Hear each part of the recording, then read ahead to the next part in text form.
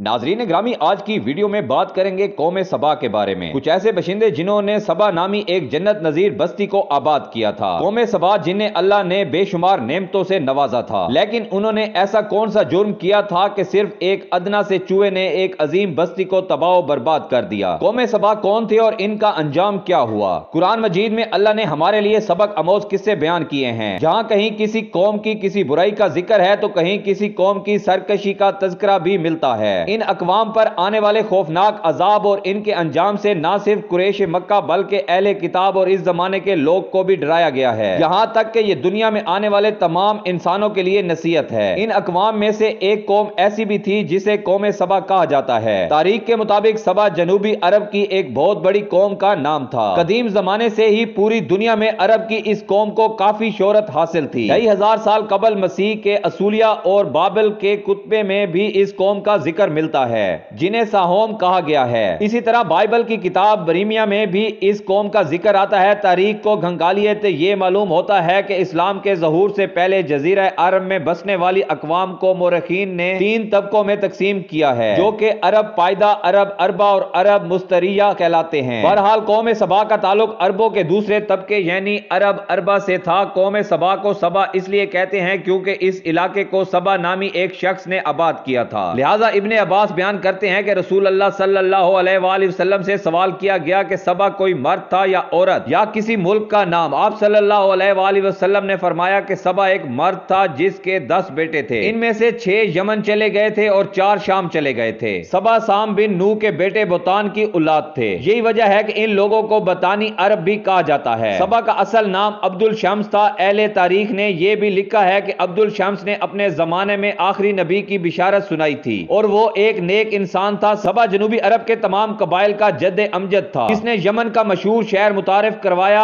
इब्ने कसीर ने यह भी लिखा है कि सबा बाद में यमन के बादशाहों का लकब हो गया था और मलका सबा यानी बल्कीस का ताल्लुक भी इसी सल्तनत से था। कौम सबा की सल्तनत एक जमाने में इतनी ताकतवर हो गई थी कि मिस्र, शाम, ईरान और हम तक के इलाके तक फैल गए थे, जहाँ के खंडरात में इनके निशानात अब भी मौजूद हैं। कौम सबा का अरूज का जमाना 1100 कबल अज मसीह है। जब दाऊद और सुलेमान अलैहिस्सलाम की हुकूमत आई तो ये कौम एक मालदार कौम की हैसियत से मशहूर हो चुकी थी। इब्तदा में इस कौम के लोग सूरज की परस्तिश किया करते थे, लेकिन जब मलका बल्कीस की हुकूमत आई तो सुलेमान अलैहिस्सलाम के हाथों कौम सबा के लोग मुसलमान हुए और शिर्क और बुत परस्ती तर्क कर दी। इमाम इब्ने कसीर लिखते हैं कि कौम सबा के इलाके में मारिफ नामी एक शहर था। यह शहर 2 पहाड़ों के दरमियान था। पहाड़ों से बारिश का पानी आने की सूरत में यह शहर हमेशा सैलाबों की जद में रहता था। लिहाजा इस शहर के बादशाहों ने, जिसमें मलका बल्कीस का नाम भी आता है, दोनों पहाड़ों के दरमियान एक मजबूत बंद तमीर किया, जिसने सैलाब को रोककर पानी का जखीरा बना दिया। बंद के अंदर ऊपर नीचे पानी निकलने के लिए 3 दरवाजे बनाए गए। इस बंद के नीचे एक बड़ा तालाब था जिसमें 12 नहरें निकाली गई, जो शहर की मुख्तलिफ अतराफ में पहुंचाई गई। दोनों पहाड़ों के किनारों पर बागात लगाए गए जिसमें हर तरह के दरख्त और हर किस्म के फल बकसरत पैदा होते थे। कहते हैं कि कुदरत की फरावानी इस कदर थी कि एक औरत सर पर टोकरी लेकर चलती तो दरख्तों से टूटकर गिरने वाले फलों से वो टोकरी खुद ब खुद भर जाती। सैकड़ों मीलों में फैले बागात का सिलसिला देखने में यूं लगता था कि ये एक ख्वाबों का शहर है। किस्म किस्म के फलदार दरख्तों और फूलों की कसरत से पूरा इलाका मुअत्तर हो गया था और जब हवा चलती थी तो इसकी खुशबू से लोग लुत्फ अंदोज हुआ करते थे। वहीं खुद इस इलाके में कूद, अंबर, मुश्क, तराचीनी और बेशुमार चीजों की पैदावार होती थी। अल्लाह ने इस इलाके को बुल्द तैयबा करार दिया है, जिसमें सर्दी गर्मी का एतदाल और आबो हवा ऐसी सेहत बख्श के पूरे शहर में मच्छर, मक्खी, सांप, बिच्छू जैसे मूजी जानवर का नामो निशान भी नहीं था। कहते हैं कि मलका बल्कीस से सुलेमान अलैहिस्सलाम का रिश्ता हो जाने के बाद कौम सबा एक लंबे अरसे तक तौहीद पर गामजन रही, मगर बाद में इन्होंने बगावत और सरकशी शुरू कर दी। वो लोग काफिर हो गए। उनके अंदर शिर्क और बुत परस्ती का जोर हो गया। इन्होंने अल मका यानी जान देवता, बेशतर यानी जोरा, जतारा, जाब यानी सूरज देवी और इस तरह के बहुत सारे बातिल देवी देवताओं की पूजा शुरू कर दी थी। ना सिर्फ शिर्क और बुत परस्ती बल्कि कौम सबा के लोग निहायती ऐश पसंद और अल्लाह के नाशुक्रे बन गए थे और मालो दौलत के नशे में चूर हो चुके थे। वो खुदा की याद से गाफिल हो गए। इतनी सारी नेमतों और राहतों की फरावानी के बावजूद वो अल्लाह को भूल बैठे और दुनिया की दिल फरेबियों में ही मस्त हो गए। कौम सबा के लोग असराफ करने लगे थे और खुदा की दी हुई नेमतों को बेजा बर्बाद करने लगे थे। हालत ये थी कि ये लोग खालिस गंदम की बनी हुई रोटियों से बच्चे के बदन की गंदगी साफ किया करते थे। बाद में इन गंदी रोटियों को इकट्ठा करने से एक पहाड़ बन गया था। जब कोई साले शख्स इन्हें इस अमल से डराता और अल्लाह का खौफ दिलाता तो वो وہ جواب دیتے کہ جاؤ، ہمیں بھوک اور اناج کی کمی سے کوئی ڈر نہیں لگتا، ہمارے پاس بہت سارے پھل، گندم اور میوے ہیں۔ غرض یہ کہ نعمتوں کی کثرت نے انہیں غافل کر دیا تھا۔ کہتے ہیں کہ وقتاً فوقتاً قوم سبا کی طرف 13 پیغمبر مبعوث کیے گئے تھے، لیکن ان 13 پیغمبروں کا ذکر قرآن و حدیث یا کسی بھی تاریخی حوالے میں موجود نہیں ہے۔ انبیاء کرام نے ان لوگوں کو خدا کی نعمتوں کا شکر بجا لانے کی تلقین کی، انہیں راہ راست پر آنے کی نصیحت کی اور بے جا اسراف سے توبہ کرنے کا کہا، لیکن ہر سرکش قوم کی طرح انہوں نے بھی انبیاء کی دعوت کا رد کر دیا۔ اللہ نے انہیں سنبھلنے کی کافی مہلت دی پر یہ قائم نہیں رہے، لہذا اللہ نے ان کی گرفت کرنے کا فیصلہ کیا۔ قوم سبا کے جرم کے پاداش میں ان پر اندھے جھنجھوؤں کو مسلط کر دیا۔ صحرائی جھنجھوڑوں نے چشم کے عظیم ڈیم کا رخ کیا اور بند کو نیچے سے کھودنا شروع کر دیا اور اس میں سوراخ کرتے چلے گئے۔ چوہوں نے بند کے نیچے جگہ جگہ چھوٹے بڑے سوراخ کر دیے، لہذا جب پانی کا ریلا